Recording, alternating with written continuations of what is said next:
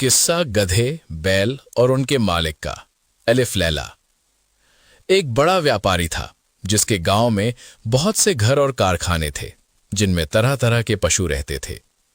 एक दिन वो अपने परिवार सहित कारखानों को देखने के लिए गांव गया। उसने अपनी पशुशाला भी देखी जहां एक गधा और एक बैल बंधे हुए थे। उसने देखा कि वे दोनों आपस में वार्तालाप कर रहे हैं। वो व्यापारी पशु पक्षियों की बोली समझता था। वो चुपचाप खड़ा होकर दोनों की बातें सुनने लगा। बैल ने गधे से कहा कि तू बड़ा ही भाग्यशाली है, सदैव सुखपूर्वक रहता है, मालिक हमेशा तेरा ख्याल रखता है, तेरी रोज मलाई दलाई होती है, खाने को दोनों समय जौ और पीने के लिए साफ पानी मिलता है। इतने आदर सत्कार के बाद भी तुझसे केवल ये काम लिया जाता है कि कभी काम पड़ने पर मालिक तेरी पीठ पर बैठकर कुछ दूर चला जाता है। तुझे दाने घास की कभी कमी नहीं होती। और तू जितना भाग्यवान है, मैं उतना ही अभागा हूं। मैं सवेरा होते ही पीठ पर हल लाद कर जाता हूं। वहां दिन भर मुझे हल में जोत कर चलाते हैं। हलवाहा मुझ पर बराबर चाबुक चलाता रहता है।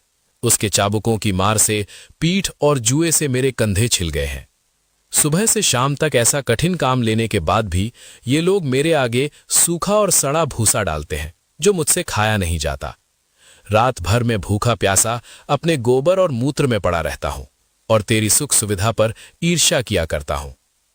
गधे ने यह सुनकर कहा, ए भाई, जो कुछ तू कहता है सब सच है। सचमुच तुझे बड़ा कष्ट है, किंतु जान पड़ता है तू इसी में प्रसन्न है। तू स्वयं ही सुख से रहना नहीं चाहता। तू यदि मेहनत करते करते मर जाए तो भी ये लोग तेरी दशा पर तरस नहीं खाएंगे। अतएव तू एक काम कर, फिर वे तुझसे इतनी मेहनत नहीं लिया करेंगे और तू सुख से रहेगा। बैल ने पूछा कि ऐसा कौन सा उपाय हो सकता है। गधे ने कहा, तू अपने को रोगी दिखा, एक शाम का दाना भूसा न खा और अपने स्थान पर चुपचाप लेट जा। बैल को यह सुझाव बड़ा अच्छा लगा। उसने गधे की बात सुनकर कहा कि मैं ऐसा ही करूंगा। तूने मुझे बड़ा अच्छा उपाय बताया है, भगवान तुझे प्रसन्न रखें। दूसरे दिन प्रातःकाल हलवाहा जब पशुशाला में गया कि रोज की तरह बैल को खेत जोतने के लिए ले जाए, तो उसने देखा कि रात की लगाई सानी ज्यों की त्यों रखी है और बैल धरती पर पड़ा हाँफ रहा है। उसकी आंखें बंद हैं और उसका पेट फूला हुआ है। हलवाहे ने समझा कि बैल बीमार हो गया है और ये सोचकर उसे हल में न जोता। उसने व्यापारी को बैल के बीमारी की सूचना दी। व्यापारी ये सुनकर जान गया कि बैल ने गधे की शिक्षा पर कार्य करके स्वयं को रोगी दिखाया है। अतएव उसने हलवाहे से कहा कि आज गधे को हल में जोत दो। इसलिए हलवाहे ने गधे को हल में जोतकर सारे दिन काम लिया। गधे को खेत जोतने का अभ्यास नहीं था। वो बहुत थक गया और उसके हाथ पांव ठंडे होने लगे। शारीरिक श्रम के अतिरिक्त सारे दिन उस पर इतनी मार पड़ी थी कि संध्या को घर लौटते समय उसके पांव भी ठीक से नहीं पड़ रहे थे। इधर बैल दिन भर बड़े आराम से रहा। वो नांद की सारी सानी खा गया और गधे को दुआएं देता रहा। जब गधा गिरता पड़ता खेत से आया तो बैल ने कहा कि भाई, तुम्हारे उपदेश के कारण मुझे बड़ा सुख मिला। गधा थकान के कारण उत्तर न दे सका और आकर अपने स्थान पर गिर पड़ा। ये मन ही मन अपने को धिक्कारने लगा कि अभागे, तूने बैल को आराम पहुंचाने के लिए अपनी सुख सुविधा का विनाश कर दिया। मंत्री ने इतनी कथा कर कहा, बेटी, तू इस समय बड़ी सुख सुविधा में रहती है। तू क्यों चाहती है कि गधे के समान स्वयं को कष्ट में डाले? शहरजाद अपने पिता की बात सुनकर बोली, इस कहानी से मैं अपनी जिद नहीं छोड़ती। जब तक आप बादशाह से मेरा विवाह नहीं करेंगे, मैं इसी तरह आपके पीछे पड़ी रहूंगी। मंत्री बोला, अगर तो जिद पर अड़ी रही तो मैं तुझे वैसा ही दंड दूंगा जो व्यापारी ने अपनी स्त्री को दिया था। शहरजाद ने पूछा, व्यापारी ने क्यों स्त्री को दंड दिया और गधे और बैल का क्या हुआ? मंत्री ने कहा, दूसरे दिन व्यापारी रात्रि भोजन के पश्चात अपनी पत्नी के साथ पशुशाला में जा बैठा और पशुओं की बातें सुनने लगा। गधे ने बैल से पूछा, सुबह हलवाहा तुम्हारे लिए दाना घास लाएगा तो तुम क्या करोगे? जैसा तुमने कहा है वैसा ही करूंगा, बैल ने कहा। नहीं, ऐसा ना करना, वरना जान से जाओगे। शाम को लौटते समय मैंने सुना कि हमारा स्वामी अपने रसोइये से कह रहा था कि कल कसाई और चमार को बुला लाना और बैल जो बीमार हो गया है का मांस और खाल बेच डालना। मैंने जो सुना था वो मित्रता के नाते तुझे बता दिया। अब तेरी इसी में भलाई है कि सुबह जब तेरे आगे चारा डाला जाए तो तू उसे जल्दी से उठकर खा ले और स्वस्थ बन जा। फिर हमारा स्वामी तुझे स्वस्थ देखकर तुझे मारने का इरादा छोड़ देगा। ये बात सुनकर बैल भयभीत होकर बोला, भाई ईश्वर तुझे सदा सुखी रखे, तेरे कारण मेरे प्राण बच गए। अब मैं वही करूंगा जैसा तूने कहा है। व्यापारी ये बात सुनकर ठहाका लगाकर हंस पड़ा। उसकी स्त्री को इस बात से बड़ा आश्चर्य हुआ। वो पूछने लगी कि तुम अकारण ही क्यों हंस पड़े। व्यापारी ने कहा कि यह बात बताने की नहीं है, मैं सिर्फ ये कह सकता हूं कि मैं बैल और गधे की बातें सुनकर हंसा हूं। स्त्री ने कहा, मुझे भी वो विद्या सिखाओ जिससे पशुओं की बोली समझ लेते हैं। व्यापारी ने इससे इनकार कर दिया। स्त्री बोली, आखिर तुम मुझे ये क्यों नहीं सिखाते? व्यापारी बोला, अगर मैंने तुझे ये विद्या सिखाई तो मैं जीवित नहीं रहूंगा। स्त्री ने कहा, तुम मुझे धोखा दे रहे हो। क्या वो आदमी जिसने तुझे ये सिखाया था सिखाने के बाद मर गया? तुम कैसे मर जाओगे? तुम झूठ बोलते हो। कुछ भी हो, मैं तुमसे ये विद्या सीख कर ही रहूंगी। अगर तुम मुझे नहीं सिखाओगे तो मैं प्राण तज दूंगी।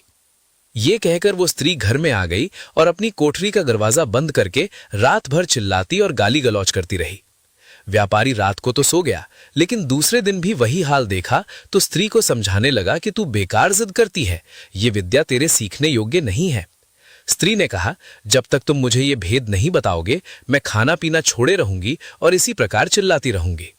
व्यापारी ने कहा, अगर मैं तेरी मूर्खता की बात मान लूं तो मैं अपनी जान से हाथ धो बैठूंगा। स्त्री ने कहा, मेरी बला से तुम जियो या मरो, लेकिन मैं तुमसे ये सीख कर ही रहूंगी कि पशुओं की बोली कैसे समझी जाती है।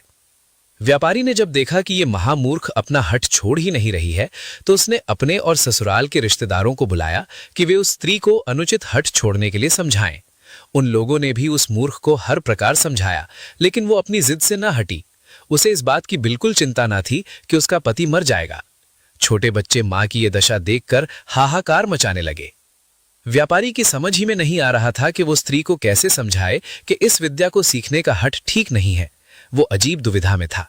अगर मैं बताता हूं तो मेरी जान जाती है और नहीं बताता तो स्त्री रो रोकर मर जाएगी। इसी उधेड़ बुन में वो अपने घर के बाहर जा बैठा। उसने देखा कि उसका कुत्ता उसके मुर्गे को मुर्गियों से भोग करते देखकर गुर्राने लगा। उसने मुर्गे से कहा, तुझे लज्जा नहीं आती कि आज के जैसे दुखदाई दिन भी तू ये काम कर रहा है? मुर्गे ने कहा, आज ऐसी क्या बात हो गई है कि मैं आनंद ना करूं? कुत्ता बोला, आज हमारा स्वामी अति चिंताकुल है। उसकी स्त्री की मति मारी गई है और वो उससे ऐसे भेद को पूछ रही है जिसे बताने से वो तुरंत ही मर जाएगा। नहीं बताएगा तो स्त्री रो रो कर मर जाएगी। इसी से सारे लोग दुखी हैं और तेरे अतिरिक्त कोई ऐसा नहीं है जो स्त्री संभोग की भी बात सोचे। मुर्गा बोला, हमारा स्वामी मूर्ख है जो एक स्त्री का पति है और वो भी उसके अधीन नहीं है। मेरी तो 50 मुर्गियां हैं और सब मेरे अधीन हैं। अगर हमारा स्वामी एक काम करे तो उसका दुख अभी दूर हो जाएगा। कुत्ते ने पूछा कि स्वामी क्या करे कि उसकी मूर्ख स्त्री की समझ वापस आ जाए? मुर्गे ने कहा, हमारे स्वामी को चाहिए कि एक मजबूत डंडा लेकर उस कोठरी में जाए जहां उसकी स्त्री चीख चिल्ला रही है, दरवाजा अंदर से बंद कर ले और स्त्री की जमकर पिटाई करे। कुछ देर में स्त्री अपना हठ छोड़ देगी। मुर्गे की बात सुनकर व्यापारी ने उठकर एक मोटा डंडा लिया और उस कोठरी में गया जहां उसकी पत्नी चीख चिल्ला रही थी। दरवाजा अंदर से बंद करके व्यापारी ने स्त्री पर डंडे बरसाने शुरू कर दिए। कुछ देर चीख पुकार बढ़ाने पर भी जब स्त्री ने देखा कि डंडे पड़ते ही जा रहे हैं तो वो घबरा उठी। वो पति के पैरों पर गिरकर कहने लगी कि अब हाथ रोक ले, अब मैं कभी ऐसी जिद नहीं करूंगी। इस पर व्यापारी ने हाथ रोक लिया। ये कहानी सुनाकर मंत्री ने शहरजाद से कहा कि अगर तुमने अपना हठ ना छोड़ा तो मैं तुम्हें ऐसा ही दंड दूंगा जैसा व्यापारी ने अपनी स्त्री को दिया था। शहरजाद ने कहा, आपकी बातें अपनी जगह ठीक हैं, किंतु मैं किसी भी प्रकार अपना मंतव्य बदलना नहीं चाहती। अपनी इच्छा का औचित्य सिद्ध करने के लिए मुझे भी कई ऐतिहासिक घटनाएं और कथाएं मालूम है, लेकिन उन्हें कहना बेकार है। यदि आप मेरी कामना पूरी न करेंगे तो मैं आपसे पूछे बगैर स्वयं ही बादशाह की सेवा में पहुंच जाऊंगी। अब मंत्री विवश हो गया। उसे शहरजाद की बात माननी पड़ी। वो बादशाह के पास पहुंचा और अत्यंत शोक संतप्त स्वर में निवेदन करने लगा, मेरी पुत्री आपके साथ विवाह सूत्र में बंधना चाहती है। बादशाह को इस बात पर बड़ा आश्चर्य हुआ। उसने कहा, तुम सब कुछ जानते हो, फिर भी तुमने अपनी पुत्री के लिए ऐसा भयानक निर्णय क्यों लिया? मंत्री ने कहा, लड़की ने खुद ही मुझ पर इस बात के लिए जोर दिया है। उसकी खुशी इसी बात में है कि वो एक रात के लिए आपकी दुल्हन बने और सुबह मृत्यु के मुख में चली जाए। बादशाह का आश्चर्य इस बात से और बढ़ा। वो बोला, तुम इस धोखे में ना रहना कि तुम्हारा ख्याल करके मैं अपनी प्रतिज्ञा छोड़ दूंगा। सवेरा होते ही मैं तुम्हारे ही हाथों तुम्हारी बेटी को सौंपूंगा कि उसका वध करवाओ।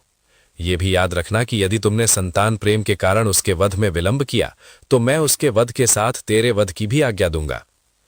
मंत्री ने निवेदन किया, मैं आपका चरण सेवक हूं।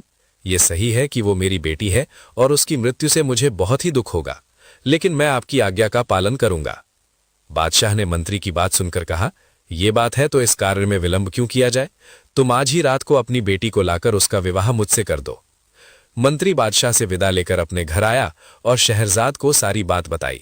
शहरजाद ये सुनकर बहुत प्रसन्न हुई और अपने शोकाकुल पिता के प्रति कृतज्ञता प्रकट करके कहने लगी, आप मेरा विवाह करके कोई पश्चाताप न करें। भगवान चाहेगा तो इस मंगल कार्य से आप जीवन पर्यंत हर्षित रहेंगे। फिर शहरजाद ने अपनी छोटी बहन दुनियाजाद को एकांत में ले जाकर उससे कहा, मैं तुमसे एक बात में सहायता चाहती हूं। आशा है तुम इससे इनकार न करोगी। मुझे बादशाह से ब्याहने के लिए ले जाएंगे। तुम इस बात से शोक विह्वल न होना, बल्कि मैं जैसा कहूं वैसा करना। मैं तुम्हें विवाह की रात पास में सुलाऊंगी और बादशाह से कहूंगी कि तुम्हें मेरे पास आने दे, ताकि मैं मरने के पहले तुम्हें धैर्य बंधा सकूं। मैं कहानी कहने लगूंगी। मुझे विश्वास है कि इस उपाय से मेरी जान बच जाएगी। दुनियाजाद ने कहा, तुम जैसा कहती हो वैसा ही करूंगी। शाम को मंत्री शहरजाद को लेकर राजमहल में गया। उसने धर्मानुसार पुत्री का विवाह बादशाह के साथ करवाया और पुत्री को महल में छोड़कर घर आ गया। एकांत में बादशाह ने शहरजाद से कहा, अपने मुंह का नकाब हटाओ। नकाब उठने पर उसके अप्रतिम सौंदर्य से बादशाह स्तंभित सा रह गया, लेकिन उसकी आंखों में आंसू देखकर पूछने लगा कि तू रो क्यों रही है? शहरजाद बोली, मेरी एक छोटी बहन है जो मुझे बहुत प्यार करती है और मैं भी उसे बहुत प्यार करती हूं। मैं चाहती हूं कि आज वो भी यहां रहे, ताकि सूर्योदय होने पर हम दोनों बहनें अंतिम बार गले मिल ले। यदि आप अनुमति दें तो वो भी पास के कमरे में सो रहे। बादशाह ने कहा, क्या हर्ज है, उसे बुलवा लो। और पास के कमरे में क्यों, इसी कमरे में दूसरी तरफ सुला लो। चुनांचे दुनियाजाद को भी महल में बुला लिया गया। शहरयार शहरजाद के साथ ऊंचे शाही पलंग पर सोया और दुनियाजाद पास ही दूसरे छोटे पलंग पर लेटी रही। जब एक घड़ी रात रह गई तो दुनियाजाद ने शहरजाद को जगाया और बोली, बहन, मैं तो तुम्हारे जीवन की चिंता से रात भर न सो सकी। मेरा चित्त बड़ा व्याकुल है। तुम्हें बहुत नींद न आ रही हो और कोई अच्छी सी कहानी इस समय तुम्हें याद हो तो सुनाओ, ताकि मेरा जी बहले। शहरजाद ने बादशाह से कहा, यदि आपकी अनुमति हो तो मैं जीवन के अंतिम क्षणों में अपनी प्रिय बहन की इच्छा पूरी कर लूं। बादशाह ने अनुमति दे दी।